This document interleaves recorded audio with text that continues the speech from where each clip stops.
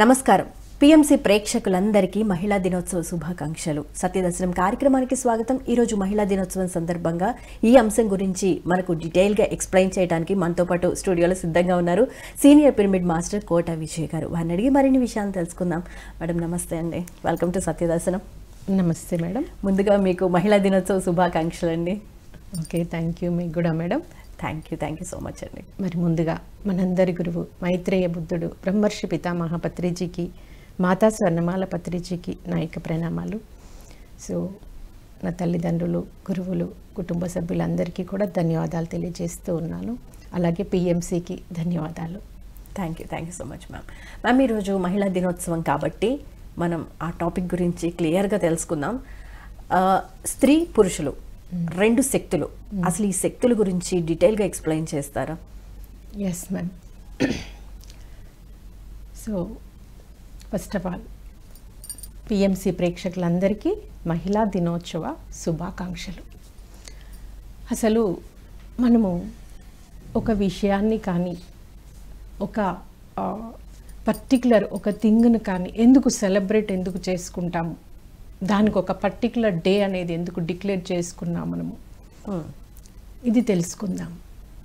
ఎందుకంటే ఎక్కడైతే ఏ విషయంలోనైతే ఏ అంశంలోనైతే మనం ఏదైనా అచీవ్మెంట్ సాధించి ఉంటే, లేదు అక్కడ ఒక మనము అవగాహన రావాల్సిన అంశం కనుక ఉంటే, అప్పుడు ఆ రోజును ఒక ప్రత్యేకమైన రోజుగా మనము, అంటే ఆ ఒక్క రోజే కాదు, ఈ సెలబ్రేషన్ అనేది ఆ విషయంలో ఆల్వేస్ ఒక అవేర్నెస్లో ఉండి దానికి మనం ఏ రకంగా ఒక రెస్పాన్సిబిలిటీ తీసుకొని దాని పట్ల ఒక రెస్పెక్ట్ ఇవ్వాలి, దాన్ని మనం మన డే టు డే లైఫ్లో ఆచరించే దానికోసము ఈ సెలబ్రేషన్ ఉంది.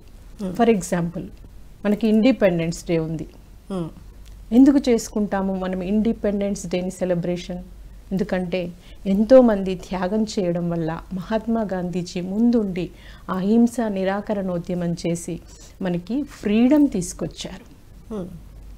అంటే అప్పటి వరకు మన యొక్క భారతదేశం అంతా కూడా ఇతర దేశస్తుల ఆధీనంలో ఉండి ఎన్నో బాధలు, కష్టాలు, దుఃఖాలు అనుభవించింది. అంటే ఆ రోజు ఆ 1947 ఆగస్టు 15 రోజు భారతదేశానికి స్వాతంత్రం వచ్చిన రోజు. అవును, పర్టికులర్గా ఆ రోజు కాబట్టి ఆ రోజు స్వాతంత్రం వచ్చిందని సెలబ్రేట్ చేసుకుంటాం. మరి మహిళలకి సంబంధించి పర్టికులర్గా మార్చి 8th సెలబ్రేట్ చేసుకోవాల్సిన అవసరం ఉందంటారు అసలు?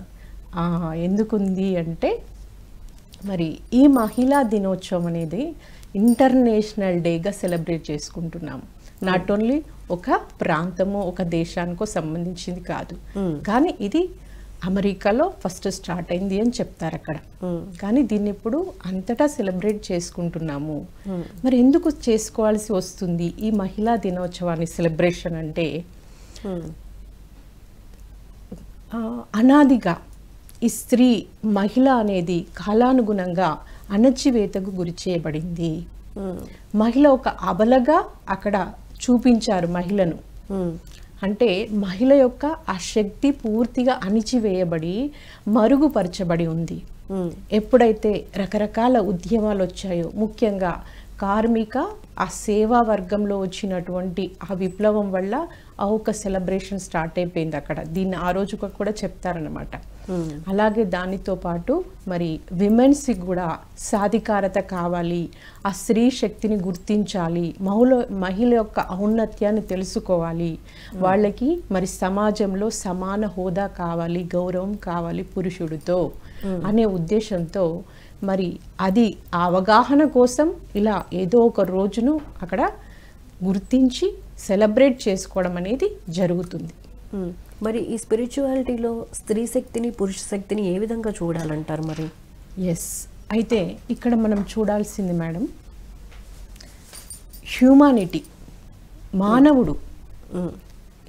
మానవుడిలో ఇవి రెండు, పురుషుడు స్త్రీ అనేటివి వేరువేరు కాదు, విభజించాము రెండింటిని. కానీ ఇవి రెండు యాక్చువల్గా ఒక్కటే. ప్రతి ఒక్క హ్యూమన్ లోపల, ప్రతి ఒక్క మానవుడి లోపల స్త్రీతత్వము ఉంటుంది, పురుషతత్వము ఉంటుంది, రెండు ఉంటాయి. అయితే సహజ సిద్ధంగా స్త్రీతత్వానికి కొన్ని లక్షణాలు ఉంటాయి, కొన్ని గుణాలు ఉంటాయి. ప్రతి ఒక్కరూ కూడా వాళ్ళ లోపల ఉన్నటువంటి ఆ స్త్రీతత్వాన్ని, ఆ స్త్రీ శక్తుల్ని యాక్టివేట్ చేసుకోవాలి.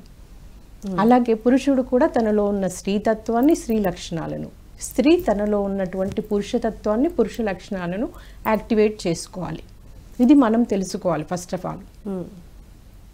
ఒక యాజ్ ఏ హ్యూమన్ బీయింగ్గా మనం ఈ రకంగా మనము ప్రతి ఒక్కరము కూడా మరి ఎలా చేసుకోవాలంటే మనము మనల్ని మనం చెక్ చేసుకోవాలి.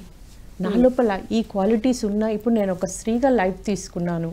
ఆ స్త్రీ సహజమైనటువంటి గుణాలు, లక్షణాలు ఏంటి? స్త్రీ అంటేనే మహిళ, అంటేనే మహి అంటే భూమాత. ఒక స్త్రీలకి మాత్రమే మాత అనే గౌరవం ఇస్తారు, అదే పురుషులకు ఇవ్వరు. ఎందుకు మరి మాత అనేటువంటి అంత గొప్ప దాన్ని ఇచ్చారు అంటే సృష్టికి మూలం స్త్రీ.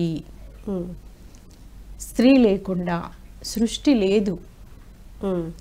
ఆఖరుకు ఒక భగవంతుడు పరమాత్మ భూమి మీదకి అవతారం తీసుకొని వచ్చినా కూడా మళ్ళీ అక్కడ ఒక స్త్రీ కావాలి, ఆ స్త్రీ శక్తి కావాలి. స్త్రీతత్వం ఎలాంటిది అంటే ప్రేమ, కరుణ, క్షమ, కృతజ్ఞత, అన్నింటికంటే ముఖ్యంగా త్యాగం. అన్నింటినీ త్యాగం చేస్తుంది, ఎంతో ఓర్పుతో సహనంతో ఉంటుందన్నమాట. ఇవన్నీ స్త్రీ సహజమైనటువంటి ఆ లక్షణాలు, గుణాలు. అలాగే పురుషుడు ఉన్నాడు. పురుష శక్తి ఏంటి? ఒక బాధ్యత తీసుకుంటుంది, ఒక కమాండింగ్లో ఉంటాడు, ఒక లీడర్షిప్ మెయింటైన్ చేస్తాడు, అందరికీ ఒక గైడెన్స్ ఇస్తుంటాడు, నేర్పిస్తూ ఉంటాడు. అలా ఒక బాధ్యతతో కూడినటువంటి ఆ పాత్ర పురుషుడుదన్నమాట. సో మన లోపల 7 శరీరాలు ఉంటాయి. అన్నమయ, ప్రాణమయ, మనోమయ, విజ్ఞానమయ, ఆనందమయ, విశ్వమయ, నిర్వాణమయ కోశాలు అంటారు, శరీరాలు అంటారు. అయితే ఈ శరీరాలు ఏంటి అంటే ఇప్పుడు అన్నమయ కోశం ఉందనుకోండి, అన్నమయ శరీరము ఫస్ట్ పురుషతత్వంతో ఉంటుంది, తర్వాత స్త్రీతత్వము, తర్వాత పురుషతత్వం, ఇలా ఒకటిది ఒకటది ఆల్టర్నేట్గా ఉంటుందన్నమాట. ఓకే. సో అయితే ప్రతి ఒక్కరి లోపల ఇవి ఉంటాయి. కానీ కొందరి లోపల ఏంటంటే ఇది డామినేషన్లో ఉంటుంది, కొందరిలో అది డామినేషన్లో ఉంటుంది. అంటే మనము ఎన్నో జన్మలు తీసుకొని వస్తున్నాం కదండి. ఈ జన్మ పరంపరలో మనకు కొన్ని సంస్కారాలు క్రియేట్ అవుతాయి. ఓకే. ఆ లైఫ్లో మనం ఒక పురుషుడుగా ఉన్నప్పుడు, మనం ఒక స్త్రీగా ఉన్నప్పుడు సపోజ్ అణిచివేయబడ్డాం అనుకోండి, దానికి ప్రతీకారంగా ఏం చేస్తుంది మళ్ళీ ఒక లైఫ్లో తను ఒక పురుషతత్వంతో వస్తుంది స్త్రీగా జన్మ తీసుకున్నప్పటికీ. కానీ ఇక్కడ స్త్రీ పురుష తత్వాలు, లక్షణాలు రెండు కూడా బ్యాలెన్స్డ్గా ఉండాలి, సమత్వంలో ఉండాలి. అవును. ఆధ్యాత్మికంగా అంటే స్పిరిచువాలిటీ పరంగా చూస్తే పెద్దలు వాళ్ళు చెప్తూ ఉంటారు, అంటే శరీర ఆకృతిని బట్టి మాత్రమే లింగ భేదాలు ఉంటాయి, కానీ ఆత్మ అనేసరికి ఒక్కటే అని చెప్పి. అవును. ఆత్మపరంగా స్త్రీ లేదు, పురుషుడు లేదు. అవును. ఇప్పుడు ఆ పూర్ణాత్మ నుండి విడిపడినటువంటి ఒక ఆత్మ అంశగా శరీరంలోకి వచ్చినప్పుడు ఒక జీవంతో కలిసినప్పుడు దాన్ని జీవాత్మ అని చెప్తున్నాము. అప్పటి వరకు అక్కడ అది స్త్రీ కాదు, పురుషుడు కాదు, ఎలాంటి భేదం లేదు. ఒక స్త్రీ శరీరాన్ని స్వీకరించినప్పుడు స్త్రీ అని, పురుష శరీరాన్ని ధరించినప్పుడు పురుషుడు అని చెప్తున్నాము. సో ఇక్కడ స్త్రీ శరీరాన్ని ధరించినప్పుడు మనము ఆ స్త్రీతత్వాన్ని అంగీకరించాలి, మనలో ఉన్నటువంటి ఆ స్త్రీ శక్తులను యాక్టివేట్ చేసుకోవాలి. అలాగే పురుష శరీరం ధరించినప్పుడు కూడా యాజ్ ఇట్ ఈస్గా పురుషతత్వాన్ని అంగీకరిస్తూ తనలో ఉన్నటువంటి ఆ పురుష శక్తులను యాక్టివేట్ చేసుకోవాలి. అయితే ఇక్కడ పూర్ణత్వము అంటే మనకి పత్రిజీ చెప్తారన్నమాట, ఒక స్త్రీ తనలో ఉన్న ఆ స్త్రీత్వాన్ని, ఆ స్త్రీ శక్తులను యాక్టివేట్ చేసుకోవడం కాదు, పురుషుడు పురుషుల్లోనున్న ఆ స్త్రీతత్వాన్ని, లక్షణాలను యాక్టివేట్ చేసుకోవడం కాదు, స్త్రీ తనలో ఉన్నటువంటి ఆ పురుష శక్తుల్ని కూడా యాక్టివేట్ చేసుకోవాలి. ఓకే. పురుషుడు తనలో ఉన్న ఆ స్త్రీ శక్తిని కూడా స్త్రీ తత్వాన్ని కూడా యాక్టివేట్ చేసుకోవాలి. ఎలా చేసుకోవాలి మరి? ఇప్పుడు నేను ఒక స్త్రీని, పురుషులను చూడాలి, గమనించాలి, వాళ్ళు ఎలా ఉన్నారు, ఎలా జీవిస్తున్నారు, వాళ్ళలో ఉన్న గ్రేట్ క్వాలిటీస్ ఏంటి, వాటిని అబ్జర్వ్ చేస్తూ వాళ్ళ నుండి నేర్చుకొని నేను వాటిని నా లోపల ఓహో పురుషుడు అంటే ఇదా అనేసి నేను ఎప్పుడైతే వాళ్ళని యాక్సెప్ట్ చేస్తానో అప్పుడు నాలో ఉన్నటువంటి ఆ పురుష శక్తి యాక్టివేట్ చేయబడుతుంది. అలాగే ఒక పురుషుడు స్త్రీలను చూసి నేర్చుకోవాలి.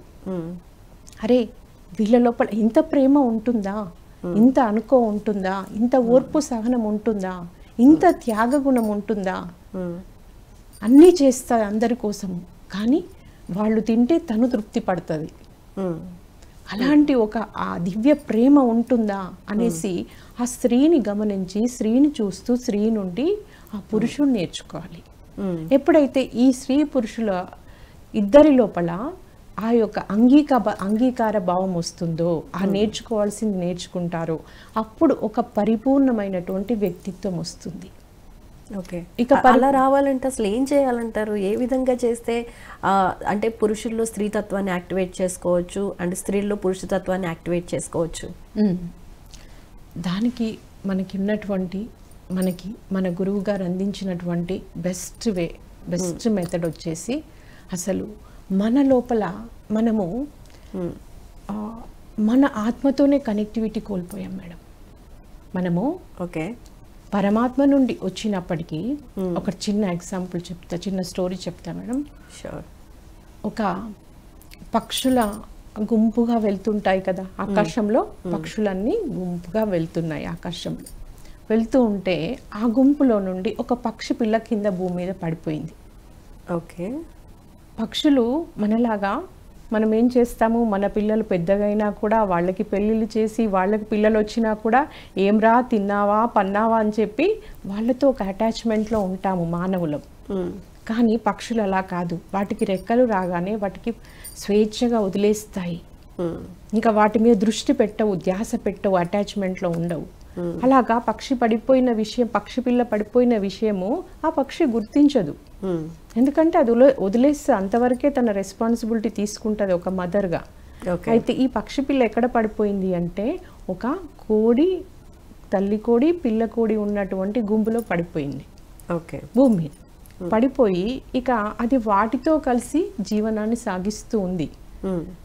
ఎలాగంటే తను కూడా ఆ కోడి తన తల్లి, ఆ పిల్లలంతా తన సోదరులు, సో నేను ఆ జాతికి చెందిన దాన్నే, ఇలాగా జీవిస్తుంది. ఒకసారి ఏమైంది అంటే, ఆకాశంలో వెళ్తున్నటువంటి ఇంకొక పక్షి ఈ పక్షి పిల్లని చూసింది. చూసి అరే ఇదేదో నా జాతి పిల్లలాగానే ఉంది, పక్షిలాగానే ఉంది, ఈ భూమి మీద ఎందుకు ఉంది అసలుగా కోడి పిల్లలతో ఎందుకు ఉంది అని చెప్పి కిందికి దిగి వచ్చి దాంతో మాట్లాడుతుంది. వాళ్ళ భాష వాటికి ఉంటుంది కదా. మాట్లాడి, నువ్వు మా జాతికి చెందిన దానివి, నువ్వు మాలాగా ఆకాశంలో స్వేచ్ఛగా ఎగురొచ్చు, నువ్వు ఎందుకు ఇలా ఈ భూమి మీద ఉన్నావు అంటే, లేదు నేను మీ జాతిని దాన్ని కాదు, అదిగో మా అమ్మ, అదిగో మా చెల్లెళ్ళు, అదిగో మా అక్కలు, నేను వీళ్ళ ఫ్యామిలీకి సంబంధించిన దాన్ని నువ్వు తప్పుగా అర్థం చేసుకున్నావు అని అది యాక్సెప్ట్ చెయ్యదు.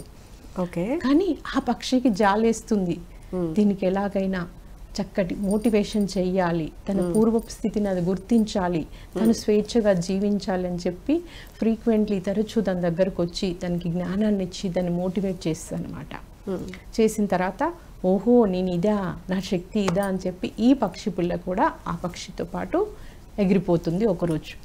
ఓకే, అలాగా మనము సాక్షాత్తు ఆ పరమాత్ముడి సంతానం, పరమాత్ముడిని వచ్చాము, కానీ మనము కనెక్షన్ కోల్పోయాం.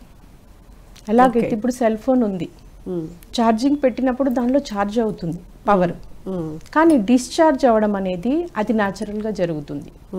మనం వాడుతూ ఉంటాము, డిశ్చార్జ్ అయిపోతుంది. అలాగా మనము డిశ్చార్జ్ అవుతూ వచ్చాము, పరమాత్మ నుండి కనెక్షన్ కోల్పోతూ వచ్చి ఏ స్థాయికి వచ్చామంటే పరమాత్మ వేరు, మనం వేరు. సో అలాగా మన ఉనికిని, మన సహజత్వాన్ని, మన సహజ స్థితిని కంప్లీట్గా కోల్పోయామన్నమాట. సో ఇప్పుడు ఫస్ట్ ఆఫ్ ఆల్ నువ్వు నీలో ఉన్న ఆ స్త్రీ శక్తి కానీ పురుష శక్తి కానీ రెండింటిని యాక్టివేట్ చేసుకోవాలి. ఒక పరిపూర్ణ స్థితిని పొందాలి అంటే ఫస్ట్ నీ సహజ స్థితికి నువ్వు వెళ్ళాలంటే ఫస్ట్ దాన్ని గుర్తించాలి.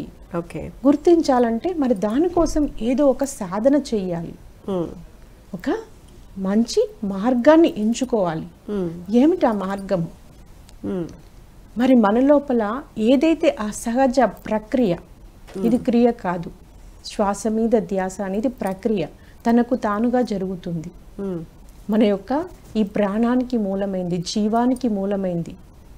జీవుడుగా మనము తల్లి గర్భంలోకి వచ్చిన తర్వాత మనకి సహజంగా వచ్చినటువంటి ఆ శక్తి అది.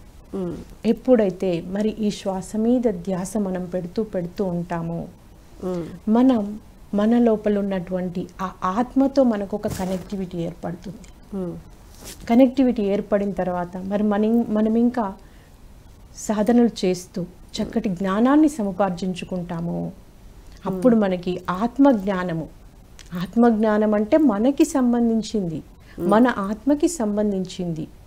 ఆధ్యాత్మికతలోకి ఎప్పుడైతే ఎంటర్ అవుతామో, ఆధ్యాత్మికత అంటే నేను చిన్నప్పుడు ఆ పూజలు భజనలు ఇవన్నీ అనుకున్నా, అదేదో పెద్ద వయసు అయిపోయిన తర్వాత చేయాల్సింది, ఇవి నాకెందుకు అనుకునేదాన్ని. కానీ ఆధ్యాత్మికత అంటే ఆది నుండి ఉన్న మన ఆత్మకథ. ఆధ్యాత్మికత అంటే అవగాహనతో కూడి జీవించడము, మనలోకి మనం ఎరుకతో ప్రయాణం చేయడము. మనం ఎవరము, మనం ఏంటి, మనం ఎక్కడి నుండి వచ్చాము, అసలు ఈ చావేంటి, పుట్టుక ఏంటి, ఈ సుఖము దుఃఖము ఇవన్నీ ఏంటి, వీటికి సంబంధించినటువంటి ఆ జ్ఞానము అవగాహన కలగడమే ఈ ఆధ్యాత్మికతలోకి రావడం ద్వారా జరుగుతుంది. ఓకే. ఎప్పుడైతే మనం ఆత్మ జ్ఞానాన్ని పొందుతామో మనం ఎలాగైతే డిస్కనెక్ట్ అయి ఉన్న మన ఆత్మతో మళ్ళీ మనం కనెక్ట్ అవుతామో, ఎలాగైతే పక్షి పిల్ల తన పక్షిని అని తెలుసుకుందో, మనం ఆత్మ అనేటువంటి ఆ అవగాహన మనకి ఎప్పుడు వస్తుందో, మన సహజ స్థితిని మనం ఎప్పుడైతే గుర్తిస్తామో ఇక ఆత్మ చూసుకుంటుంది. మనం స్త్రీయా పురుషుడా, మన లోపల ఏ శక్తులు ఉన్నాయి, ఏది ఎక్కువ పాలలో ఉంది, ఏది తక్కువ పాలలో ఉంది, దేన్ని బ్యాలెన్స్ చేసుకోవాలి. అప్పటి వరకు మనము మనిషి అంటే మనసుతో జీవిస్తున్నవాడు. కాబట్టి మన మనసు మనం ఆధీనంలో ఉంచుకోవాలి. అంటే దాన్ని మనం కమాండ్ చేయాలి, మనం డైరెక్ట్ చేయాలి, మనం దానితో పని చేయించుకోవాలి. అది ఒక అద్భుతమైన పరికరం. కానీ మనం ఎప్పుడైతే నిస్సహాయులుగా మారిపోయామో ఆ మైండ్ ఏం చేసింది, మనల్ని కంట్రోల్ చేయడం స్టార్ట్ చేసింది. మన స్వేచ్ఛని మనం కోల్పోయాం. ఒక వెహికల్ ఉందండి, అక్కడ స్టీరింగ్ ఉంటుంది, డ్రైవింగ్ చేసే వాళ్ళు ఉంటారు. ఆ డ్రైవింగ్ చేసే వాళ్ళు స్టీరింగ్ను కంట్రోల్ చేయాలి. ఆ మనసు స్టీరింగ్ లాంటిది. ఆ డ్రైవింగ్ చేసేవారు ఆ లోపల ఉన్న ఆత్మ, ఆ బుద్ధి. కానీ మనం ఎప్పుడైతే ఆ వీక్ అయిపోయామో, మన లోపల ఉన్న ఆ డివైన్ ఎనర్జీస్ అవన్నింటికి మనం దూరం చేసుకున్నామో, అది మన మీద మనల్ని కంట్రోల్ చేయడం స్టార్ట్ చేసింది. అదే మాయ అంటాము. ఓకే. మాయ అంటే ఉన్నది లేనట్టుగా, లేనిది ఉన్నట్టుగా కనిపిస్తుంది. అవును. కంటి ఎదురుగా ఉన్నా కూడా చూడలేము, లేని దాన్ని ఏదో ఉంది అనుకుంటాము. ఎప్పుడైతే ఆ మాయ నుండి బయటికి వస్తామో, మనం ఆత్మస్వరూపులుగా మనల్ని మనం తెలుసుకుంటాము, గుర్తిస్తాము. అప్పుడు మన ఆత్మలో ఏముంది, అక్కడ ఎటర్నల్ నాలెడ్జ్ ఉంటుంది, ఎటర్నల్ ఎనర్జీ ఉంది. ఇప్పుడు ఇంటర్నెట్ ఉందండి, ఇంటర్నెట్లో ఏముంది, గూగుల్లో ఏముంటుంది, బయట ప్రపంచానికి సంబంధించిన సమస్త సమాచారం ఉంటుంది. ఎక్కడ ఏముంది అనేది తెలుసుకోవచ్చు. మరి అలాగా మన లోపల కూడా ఒక పెద్ద నెట్వర్కింగ్ ఉంది, ఇన్నర్ నెట్ ఉంది. అక్కడ డాటా అంతా ఉంది, అంతా స్టోర్ చేయబడి ఉంది. కానీ మనం లోపలికి వెళ్ళట్లేదు, ఆ ఇన్నర్ నెట్ని ఓపెన్ చేయట్లేదు. ఓపెన్ చేసినప్పుడు అదంతా మనకి అర్థమవుతుంది, అవగాహనకు వస్తుంది అన్నమాట. అయితే విజయ్ గారు, అన్ని రంగాల్లో మహిళలు పురుషులతో పాటు సమానంగా పోటాపోటీగా వ్యవహరిస్తున్నారు. అయినా కొంతమంది మాత్రం మేము పెళ్లి చేసుకోవాలి, పిల్లల్ని కనాలి, మాకు ఈ లైఫ్ చాలు అని అనుకుంటూ ఉంటారు. అందులో కూడా హ్యాపీగా ఫీల్ అవుతూ ఉంటారు. సో అది కరెక్టేనా? మహిళలు అలా ఆలోచించడం కరెక్టేనా అంటారా? అయితే అందులో కూడా సంతోషం ఉంటుంది కదా? ఉంటుంది అనుకోండి. ఇక్కడ స్త్రీ అనేది ఎలాగంటే అనాదిగా పెళ్లి కాకముందు ఒక తల్లి తండ్రి చాటు బిడ్డలాగా, పెళ్ళైన తర్వాత భర్త చాటుగా, అంటే ఒక డిపెండెన్సీలో లైఫ్ కంటిన్యూ చేస్తూ వచ్చింది. బిఫోర్ మ్యారేజ్ ఒక ఫాదర్, అక్కడ డిపెండెన్సీ ఫాదర్ మీద, పెళ్ళైన తర్వాత భర్త మీద, తల్లి మళ్ళీ తర్వాత పిల్లలు వచ్చిన తర్వాత పిల్లలు, కొడుకుల మీద డిపెండెన్సీ. అంటే ఇలాగా ఒక బౌండరీలో ఉంచబడింది స్త్రీ. ఓకే. ఒక మనకి ఒక మహావాక్యం ఉంటుందండి వేదాల్లో, ఎత్ర నార్యస్తు పూజ్యంతే రమంతే తత్ర దేవతాః. ఎందుకు ఆ వాక్యం ఎందుకు ఇచ్చారు అంటే, ఆ స్త్రీకి ఉండవలసిన గౌరవం లేదు సమాజంలో. సో వాళ్ళకి తెలుసు, ఈ వేదాలు పురాణాలు రచించిన వాళ్ళకి భవిష్యత్ ఎలా ఉంటుంది, భవిష్యత్ తరంలో స్త్రీ ఎలా తన యొక్క రోల్ మారబడుతుంది, తన యొక్క స్థితి ఎలాంటి స్థితిలోకి వెళ్ళబోతుంది, దుస్థితిలోకి వెళ్ళబోతుంది తెలుసు. కాబట్టి ఈ యొక్క సమాజాన్ని ఒక అవేర్నెస్లో ఉంచడానికి అలా పూజ్య అనే పదమే ఎందుకు ఇచ్చారు? గౌరవం అని మాట్లాడొచ్చు కదా. ఎందుకు పూజించబడుతుందో అన్నారు అంటే, స్త్రీ అనేది అపురూపమైనది. మహిళ జన్మ, స్త్రీ జన్మ అనేది ఒక ఆది పరాశక్తి నుండి వచ్చినటువంటి ఒక శక్తి స్వరూపిణి. సో ఎక్కడా కూడా తక్కువ లేదు స్త్రీ శక్తి కూడా. కానీ కొంతకాలం వరకు ఏమైంది అంటే, మనం అలా మౌల్డ్ చేయబడ్డాము. ఓకే, నేను ఇంతవరకే అంటే తనను తానే తక్కువ చేసుకుంది. ఇందుకు ఎవరో కాదండి, నేనే ప్రత్యక్ష ఉదాహరణ. చిన్నప్పటి నుండి నేను ఎలాంటి భావాలతో ఉన్నదాన్ని, నా శక్తి పట్ల నాకు అవేర్నెస్ లేదు, నన్ను నేను తక్కువ చేసుకునేదాన్ని. ఎక్కడ చూసినా ఒక అడ్జస్ట్మెంట్, కాంప్రమైజ్, ఎదుటి వాళ్ళని సంతోష పెట్టాలి, వాళ్ళు బాధపడకూడదు, ఇలాంటి ఒక మెంటాలిటీతో నేను ఉండేదాన్ని. అంటే నా సెల్ఫ్ రెస్పెక్ట్ నేను ఇచ్చుకోలేదు అవసరం ఉన్న దగ్గర కూడా. ఇప్పుడు మీరు ఒకటి నన్ను అడిగారు, నా దగ్గర అది లేదు, కానీ నేనేం చేసేదాన్ని, వాళ్ళు అడిగారు కదా ఎలాగైనా ఇవ్వాలని పక్కోళ్ళ దగ్గరికి ఇక్కడ ఏదో రకంగా దాన్ని తెచ్చి మీకు ఇచ్చే రకం అనమాట. ఓకే. కానీ ఇక్కడ స్త్రీ ఎలా ఉండాలి అంటే, మీరు అడిగింది నా దగ్గర లేదు కాబట్టి మేడం ఇది ప్రస్తుతం నా దగ్గర లేదు, నేను ఇచ్చుకోలేను అని చెప్పగలగాలి. అంటే స్వేచ్ఛగా తన అభిప్రాయాల్ని అవసరమైన సందర్భాలలో ఎదుటి వాళ్ళకి తెలియజేయగలగాలి. ఒకరు మన ఒక ఆ ఫ్రీడమ్ని, స్వేచ్ఛని మనకి ఇవ్వట్లేదు అవసరం ఉన్నంత మేరకు. అక్కడ మనం ఏం చేయాలి, వాళ్ళు చెప్పింది ఒకటి చేయమన్నప్పుడు ఇది నేను చేయలేను, నాకు ఇది ఇష్టం లేదు నాకు ఇది ఇష్టం ఉంది, ఇది నేను చేస్తాను, అలా ఉండాలి అన్నమాట. ఆ స్త్రీ తనకు తన గౌరవం ఇచ్చుకోవడమే కరెక్టు. ఓకే. మరి అలా ఆలోచిస్తే దానివల్ల ఫ్యామిలీలో ప్రాబ్లమ్స్ వచ్చే ఛాన్సెస్ కూడా ఉంటాయి కదండి. మరి అక్కడే ఉందండి. ఇప్పుడు స్త్రీ ఏంటంటే శాంత స్వభావురాలు, అంటే సహజంగా తనకి ఈ గొడవలు, కొట్లాటలు, ఈ మనస్పర్ధలు ఇవన్నీ ఇష్టం ఉండదు. తను ఏం కోరుకుంటుందంటే, ఆ మగవాని నుండి కాస్త ప్రేమ, కాస్త తనతో టైం స్పెండ్ చేస్తే చాలు, తను చేస్తున్న దానికి కాస్త గుర్తింపు ఇస్తే చాలు. ఎక్కడ ఆ గుర్తింపు? ఇంట్లోనే కాదు, 10 మందిలో ఉన్నప్పుడు తనల్ని కించపరచకుండా ఉంటే చాలు, ఇంతవరకే కోరుకుంటుంది. అలాగే ఒక పరిధిని పెట్టుకుంది, ఆ పరిధిలోనే జీవిస్తూ వచ్చింది. అంటే అక్కడ తను సర్వశక్తిమంతురాలు, సర్వసమర్థమంతురాలు. ఈ సృష్టి కోసం ఎంతో చేయగలిగినటువంటి శక్తి సామర్థ్యాలు ఉన్నప్పటికీ కూడా వాటి పట్ల సరైన అవగాహన లేక తను ఏం చేసింది, తను ఒక బౌండరీని క్రియేట్ చేసుకొని అంతవరకే తృప్తి పడుతూ వచ్చింది. కానీ దానివల్ల తన ఆత్మతృప్తిగా ఉండదు. అలాగే తను చెయ్యవలసింది చెయ్యనప్పుడు ఈ సమాజానికి అక్కడ నష్టం చేసినట్టే, లాభం కాదు. కొంతమందికి జాబ్ చేయాలని ఉంటుంది, ఆఫ్టర్ మ్యారేజ్ వద్దు ఇంట్లో ఉండు చాలు అని అంటుంటారు. సో వాళ్ళ ఇష్టాలను కూడా చంపుకుని జాబ్ చేయకుండా ఇంట్లో పిల్లల్ని చూసుకుంటూ అలా ఉండిపోతారు. బట్ కానీ వాళ్ళ మనసులో మాత్రం అరే నేను ఇంత చదువుకున్నాను బట్ నేను ఇట్లా వంటింటికే పరిమితం అయిపోయానని ఫీలింగ్లో ఉంటారు. కొన్ని రోజులు గడవంగా సరే నా లైఫ్ ఇంతే అనే ఫీలింగ్లోకి వెళ్ళిపోతారు. మారాల్సింది ఏంటిది అంటారు?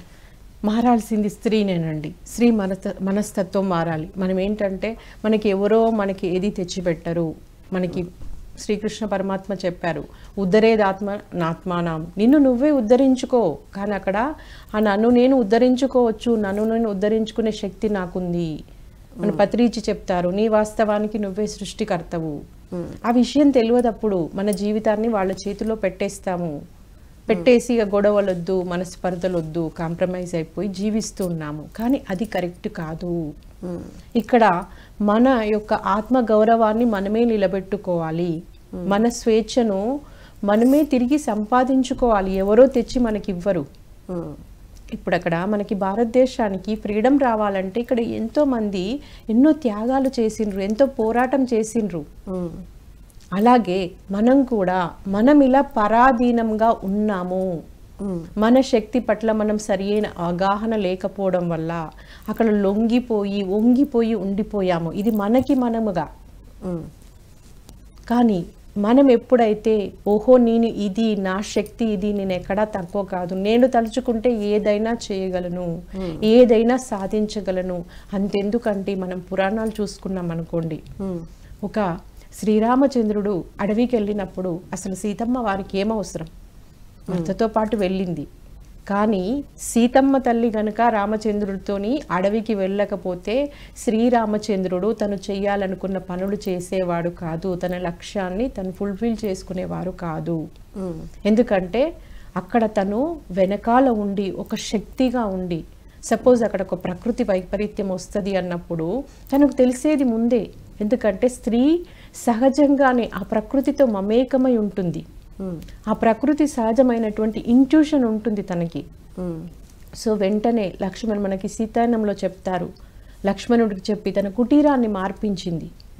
అలాగే ఎన్నో సందర్భాలలో రాక్షస మాయల నుండి తను బయటికి రావడమే కాదు, రామచంద్రునికి కూడా మరి శూర్పణఖ వచ్చినప్పుడు ఇది మాయ, అక్కడ మనము తను కరెక్ట్గా లేదు, మీరు నమ్మకండి తనను అని ఇలాగా తనకు వెంట ఉండి ఎన్నోసార్లు మరి ఆ ప్రకృతి మాతగా తన ఉండి ఒక శక్తిగా ఉండి తనకు సహాయం చేసింది. అలాగే గాంధీజీ మరి బారిస్టర్ చదువు కోసము విదేశాలకు వెళ్ళినప్పుడు కుల బహిష్కరణ చేయబడతారు ఇంకా గాంధీజీ అని చెప్పి వాళ్ళు అక్కడ చెప్పారనమాట. చెప్పినా కూడా గాంధీ మాత యొక్క తల్లి పుతిలిబాయి ఏం చేశారు, నాయనా నువ్వు ఈ కులం నుండి బహిష్కరించబడినా మంచిదే, కానీ నువ్వు వెళ్ళు, నువ్వు చెయ్యాలనుకున్నది చేసుకొనిరా, నువ్వు నేర్చుకోవాలనుకున్నది నేర్చుకొనిరా, నువ్వు దేశానికి ఉపయోగపడాలి. అది అండి ఒక మహిళ, ఒక స్త్రీ పాత్ర.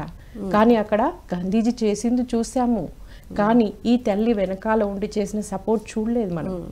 అలాగే ఒక ఛత్రపతి శివాజీ ఉన్నారు, తన తల్లి జిజియాబాయి ఎంతో ప్రోత్సహించింది తన కొడుకును. ప్రోత్సహించడం వల్లనే తను ఒక పెద్ద డైనాసిటీ సామ్రాజ్యాన్ని స్థాపించి 200 సంవత్సరాలు మరి ఆ మరాఠీ కింగ్డమ్ని అంత చక్కగా తను మరి తయారు చేయగలిగారు. ఇక్కడ ఇంకొక ఎగ్జాంపుల్ అండి, కౌసల్య మాత గురించి చెప్పాలి, ఆ తల్లి విశిష్టత చెప్పాలి. అక్కడ అయోధ్య లోపల ఒకసారి అశ్వమేధ యాగం జరుగుతుంది. అశ్వమేధ యాగం అంటే ఒక యాగాశ్వాన్ని సెలెక్ట్ చేసి దాన్ని అన్ని రాజ్యాల మీదకి పంపిస్తారనమాట. అది 1 సంవత్సర కాలం పాటు ఒక్క దగ్గర కూడా నిల్చోదు, రెస్ట్ తీసుకోదు, ఒక ఆకలికి దాహం తీర్చుకోవడానికి తప్పితే. అలా తిరిగి తిరిగి తిరిగి వచ్చేస్తుంది, వచ్చి తన రాజ్య ప్రతిష్ట నిలబెడుతుంది అది. అయితే అది అశ్వమేధ యాగంలో ఏంటంటే అలా సంవత్సర కాలము తన రాజప్రతిష్ఠ కోసము తన ప్రాణాన్ని సైతం పణంగా ఒడ్డి తిరిగి వచ్చినటువంటి అశ్వాన్ని బలి ఇవ్వాలి. అది అక్కడ రఘువంశంలో ఆచారం అన్నమాట. సో రఘువంశానికి ఆచారాలు సంప్రదాయాలే మూల స్తంభాలు. కానీ ఇది రాముడికి నచ్చలేదు. ఎలాగైనా దీని నుండి ఆ అశ్వాన్ని రక్షించాలి అని కోరుకున్నాడు. వాళ్ళ అమ్మ దగ్గరికి వెళ్ళాడు, అమ్మా ఏంటమ్మా ఇది ఎక్కడి న్యాయం, అస్సలు మన కోసం మన రాజ్య ప్రతిష్ట కోసం సంవత్సర కాలం పాటు తిరిగి కష్టపడి వచ్చిన ఆ జీవిని చంపే హక్కు మనకి ఎవరిచ్చారు? ఒక్క జీవి ప్రాణాన్ని కనుక జంతువుని బలి ఇస్తే 1000 యజ్ఞ యాగాదులు చేసినా ఆ పుణ్యమంతా పోతుంది, అక్కడ అశాంతి వస్తుంది, కరువు కాటకాలు వస్తాయి. ఇది ఒక్క జీవి ప్రాణానికి ఉన్న విలువ. సో అది రాముడు తల్లి దగ్గరికి వెళ్ళి అడిగాడు, అమ్మ ఏంటి అసలు ఇది ఎక్కడ న్యాయం అని అడిగితే వాళ్ళమ్మ చెప్పారు, కౌసల్యమాత, నాయన ఇది కరెక్ట్ కాదు, నాకు కూడా తెలుసు, నువ్వేం చేస్తావంటే ఇదిగో నీకు పెట్టేది నగలిస్తున్నాను, బంగారం ఇస్తున్నాను, దీనితోనూ నువ్వు ఒక బొమ్మ గుర్రాన్ని చేపియు, ఆ యాగాశ్వాన్ని బలి ఇచ్చే రోజు నువ్వు ఆ ప్రాణమున్న అశ్వానికి బదులుగా ఈ బొమ్మ గుర్రాన్ని బలి ఇచ్చేలా నువ్వు చర్యలు తీసుకో. వాళ్ళకి జ్ఞానాన్ని ఇవ్వు అని చెప్పారు. కరెక్ట్గా అదే రోజు యాగాశ్వాన్ని బలి ఇచ్చే రోజు చక్కగా ఈ బొమ్మ బంగారు గుర్రాన్ని తీసుకొచ్చారు. అదే సమయంలో మరి వాళ్ళందరినీ ఆ అశ్వాన్ని బలియకుండా ఆపుతారు. ఆపితే ఎవరు కుంటారు? సత్యం చెప్తే ఎవరు వింటారు? సత్యాన్ని ఎవరు అంగీకరిస్తారు అసలు? అంటే ఆ సత్యం తెలిసిన వాళ్ళే, ఆ జ్ఞానం ఉన్నవాళ్లే దాన్ని యాక్సెప్ట్ చేయగలుగుతారు. అందరికీ సాధ్యం కాదది. సో వ్యతిరేకత వచ్చింది, అయినా కూడా తన పట్టు వదలలేదు. వాళ్ళకి జ్ఞానం ఇచ్చి వాళ్ళు అర్థం చేసుకునేలా చేసి అప్పుడు ఆచారాన్ని సాంప్రదాయాన్ని మాల్పేశాడు. ఓకే. సో అది ఆ వెనకాల తల్లి ఉండి ఆ ఇచ్చినటువంటి సపోర్ట్ వల్ల చేయగలిగాడు. మరి మనం ఏం చేస్తున్నాము? రాముడు అని చెప్పి గుళ్ళు కడుతున్నాము, పూజలు చేస్తున్నాము. కానీ రాముడు ఆ జీవి పట్ల, ఆ ప్రాణికోటి పట్ల, ఆ ప్రకృతి పట్ల తను చూపించినటువంటి ఆ కరుణ మనలో పెంపొందించుకోలేకపోతున్నాము. వారు చూపించిన మార్గంలో మనం నడవలేకపోతున్నాము. కొన్నే పట్టుకుంటాము, కొన్నిటిని వదిలేస్తున్నాము. ఆ పట్టుకోవాల్సినవి కూడా ఎవి పట్టుకోవాలో అవి పట్టుకోవాలి, ఎవి వదలాలో అవి వదలాలి. ఆచారాలు సాంప్రదాయాలన్నిటి తప్పు కాదు, కానీ కాలం మారుతున్న కొద్దీ ధర్మం మారుతుంది. ధర్మానికి అనుగుణంగా మనము ఆ ఆచారాలను సంప్రదాయాలను పరిశీలించి పరిశోధించి వాటిలో మార్పులు చేసుకోవాల్సిన అవసరం ఉంది, అవి మార్చుకోవాల్సిన అవసరం ఉంది. సో ఇప్పుడు భూమి మీద కాలం మారిపోయింది, ఎన్నో మార్పులు జరుగుతున్నాయి. పొద్దున్న లేస్తే మీడియా ద్వారా, న్యూస్ పేపర్ల ద్వారా ప్రపంచంలో ఏం జరుగుతుందో చూస్తున్నాము, వింటున్నాము, మాట్లాడుకుంటున్నాము. కానీ ఈ కంటికి కనిపించని ప్రపంచంతో పాటు కంటికి కనిపించని ప్రపంచం ఉంది, కంటికి కనిపించే దాంతో పాటు. అలాగే ఈ కంటికి కనిపించే ప్రభుత్వమే కాదు, మరి కంటికి కనిపించని ప్రభుత్వం కూడా ఉంది. అదే సృష్టి యొక్క ప్రభుత్వము. అక్కడ కూడా కొన్ని నియమాలు ఉంటాయి. ఆ సృష్టికి విరుద్ధంగా మనం ఎప్పుడైతే జీవిస్తామో, ప్రకృతికి విరుద్ధంగా ఎప్పుడైతే జీవిస్తామో అప్పుడు మరి మనము దాని యొక్క ఫలితాలను అనుభవించాల్సి ఉంటుంది. ఓకే. మరి ఇప్పుడు మహిళలు ఆధ్యాత్మికతలోకి రావాల్సిన అవసరం ఉందంటారా? Yes ma'am. మహిళనే కాదండి, ఈ భూమి మీద జన్మ తీసుకున్న ప్రతి మానవుడు ఆధ్యాత్మికతలోకి రావాలి. ఎందుకంటే ఒక గుడ్డి ఎద్దు ఉండండి, అది చేలోకి వెళ్ళి మేస్తుంది. కాబట్టి తనకి ఏం తింటున్నానో తెలియదు, ఏం తింటుందో తెలియకుండా తనకు తాను చేట్ చేసుకుంటుంది. అలాగే ఆ చేనుకు కూడా చేట్ చేస్తుంది అది. అలాగా ఆధ్యాత్మికతలోకి రాకపూర్వము మన జీవితం ఏంటంటే ఆ గుడ్డెద్దు లాగానే ఉంటుంది. ఇది నాకు కూడా, నా జీవితంలో నేను కూడా అనుభవించి చెప్తున్నాను మేడం. నేను ఈ స్పిరిచువాలిటీలోకి రాకముందు ఎలా ఉన్నాను, ధ్యానంలోకి రాకముందు ఎలా ఉన్నాను, వచ్చిన తర్వాత నా అవగాహన ఎలా ఉంది నా పట్ల, నా ఫ్యామిలీ పట్ల, ఫ్యామిలీ మెంబర్స్ పట్ల, సొసైటీ పట్ల. ఇదంతా కూడా మరి ఒక అవగాహన కలగాలి అంటే స్పిరిచువాలిటీలోకి తప్పకుండా రావాలి. స్పిరిచువాలిటీ లేకుండా జీవించినప్పుడు గ్రుడ్డిగా ఉంటుంది. ఓకే. మన జీవితంలోకి ఎన్నో కష్టాలు వస్తాయి, నష్టాలు వస్తాయి, సవాళ్ళు వస్తుంటాయి.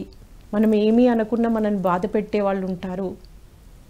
మనం ఎంత మంచిగా ఉన్నా కూడా మనల్ని జడ్జి చేసే వాళ్ళు ఉంటారు. ఇవన్నీ ఎన్నో ఉంటాయి.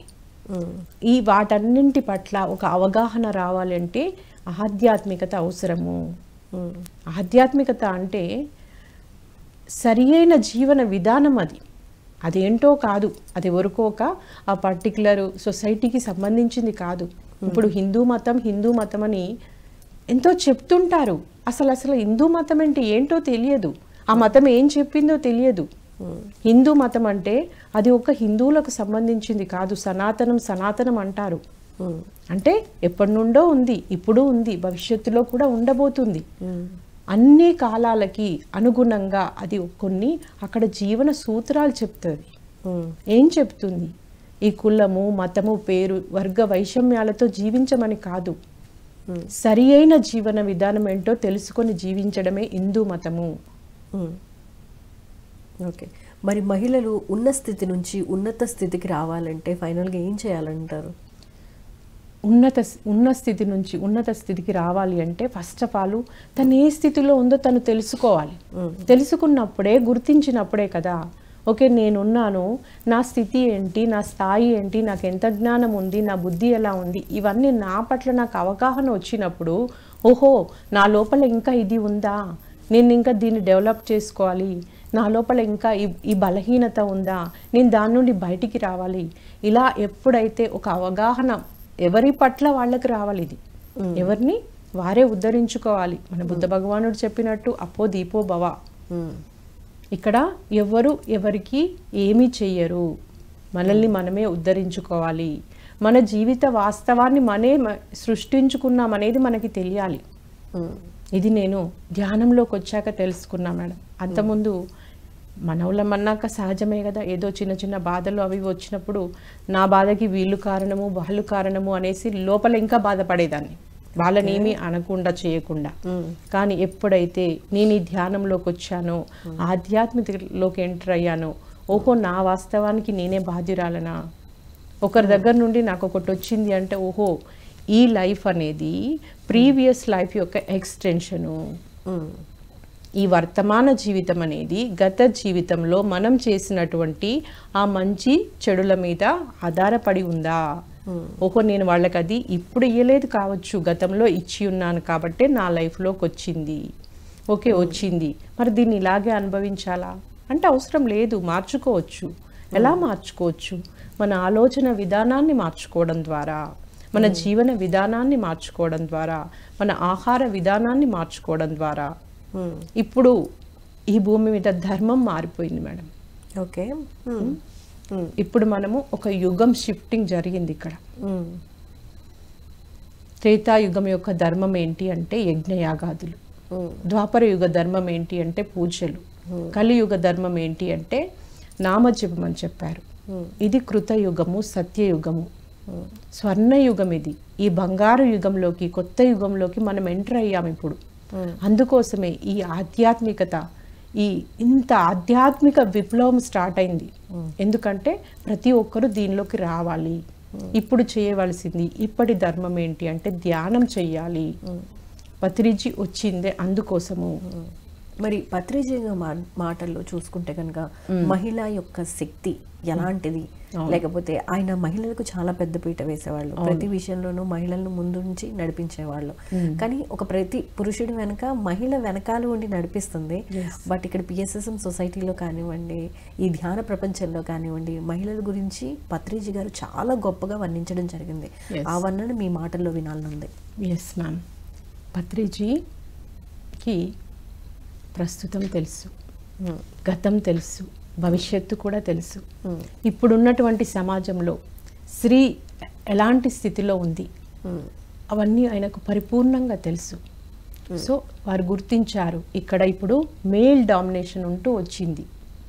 ఓకే, ఆ మేల్ డామినేషన్ పోవాలి అంటే, మేల్ డామినేషన్ పోవాలి అంటే మళ్ళీ స్త్రీ డామినేషన్ వస్తుంది కాదు. ఇక్కడ స్త్రీ పురుషుల మధ్య సమానత్వం రావాలి, బ్యాలెన్స్ రావాలి. ఎవరు ఎక్కువ కాదు, ఎవరు తక్కువ కాదు.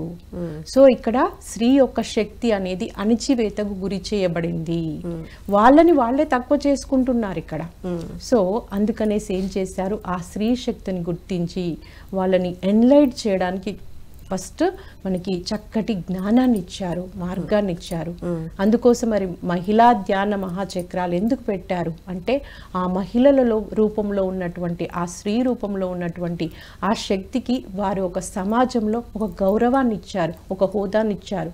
చెప్తారు స్త్రీలకు ఎంత గౌరవం ఇస్తారంటే పత్రిజీ, ఆ స్త్రీ శక్తికి ప్రణమిల్లుతారు, అంతటి రెస్పెక్ట్ ఇస్తారు.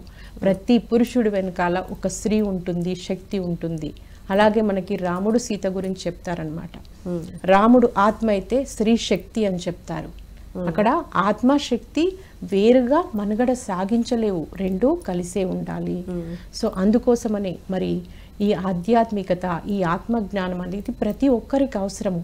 ఎప్పుడైతే మనం ఆధ్యాత్మికతలోకి వస్తామో, ఆత్మజ్ఞానాన్ని పొందుతామో, మన గురించి మనం తెలుసుకుంటామో, సెల్ఫ్ రియలైజేషన్ కావాలి మనకి. సో మహిళా సాధికారత అంటున్నారు. ఆ సాధికారత ఎలా సంపాదించుకోవాలి? ఎవరో ఏది మనకి ఇవ్వరు, అక్కడెక్కడో లేదు, ఉన్నదంతా మన లోపల ఉంది, మనలోనే ఉంది. ఆ ఉన్నదాన్ని బయటికి తీయాలి. అదే చేశారు మరి పత్రిజీ. మీరు మీ లోపల అనంతమైన శక్తి ఉంది, మీరు శక్తి స్వరూపాలు అని.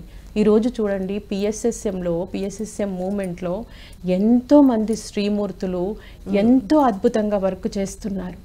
ఒక గృహిణిగా ఇంట్లో ఉంటూ కుటుంబ బాధ్యతలు నిర్వర్తిస్తూ సంసారంలోనే నిర్వహణంలాగా అటు ఉద్యోగాలు చేస్తూ వ్యాపారాలు చేస్తూ మరి అద్భుతంగా ఈ స్పిరిచువల్ వర్క్లో వాళ్ళు కంటిన్యూ అవుతున్నారు, ఎంతో అద్భుతంగా రాణిస్తూ ఉన్నారు. మరి ఇదంతా ఎలా సాధ్యమైంది?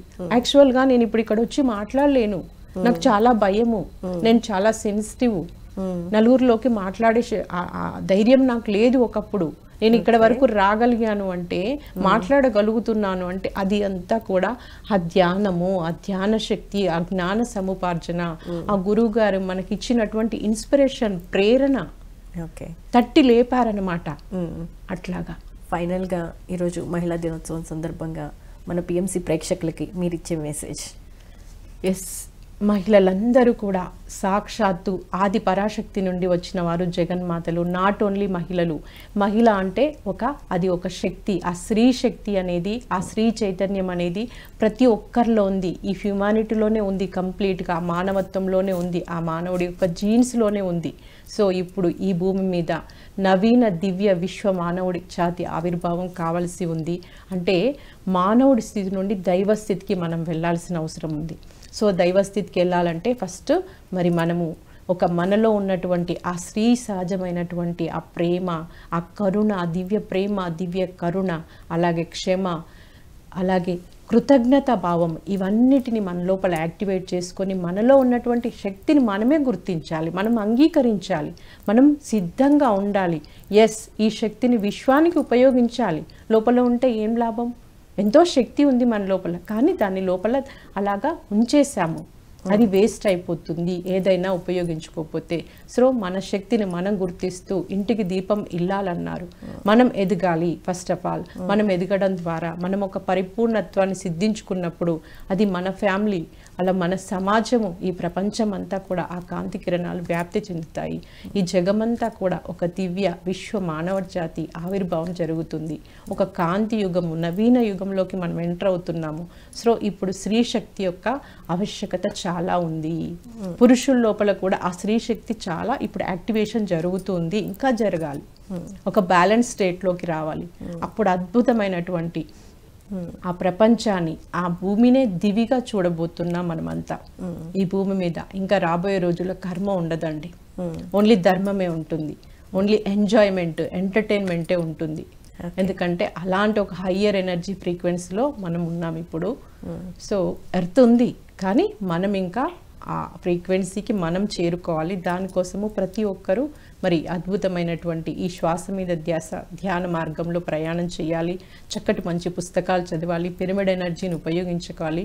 ఇంకా భూమండలం అంతా అద్భుతమైన పిరమిడ్ ఎనర్జీతో మనం నింపేసుకోవాలి. Right, thank you so much అండి. ఈ మహిళా శక్తి గురించి, స్త్రీ శక్తి గురించి, పురుషుల్లో ఉండే స్త్రీ యొక్క ఆలోచనలు కానివ్వండి, లేకపోతే స్త్రీ యొక్క తత్వాన్ని ఏ విధంగా ఉత్తేజపరచుకోవాలి, అలాగే స్త్రీలు కూడా వాళ్ళల్లో ఉన్న పురుషతత్వాన్ని ఏ విధంగా యాక్టివేట్ చేసుకోవాలో ఎక్స్ప్లెయిన్ చేసినందుకు థ్యాంక్ యూ సో మచ్ అండి. చూసారు కదండి, ఇది వాళ్ళ సత్యదర్శనం కార్యక్రమ విశేషాలు. మరో గెస్ట్తో మళ్ళీ కలుసుకుందాం. అంతవరకు చూస్తూనే ఉండండి పిఎంసి. నమస్కారం.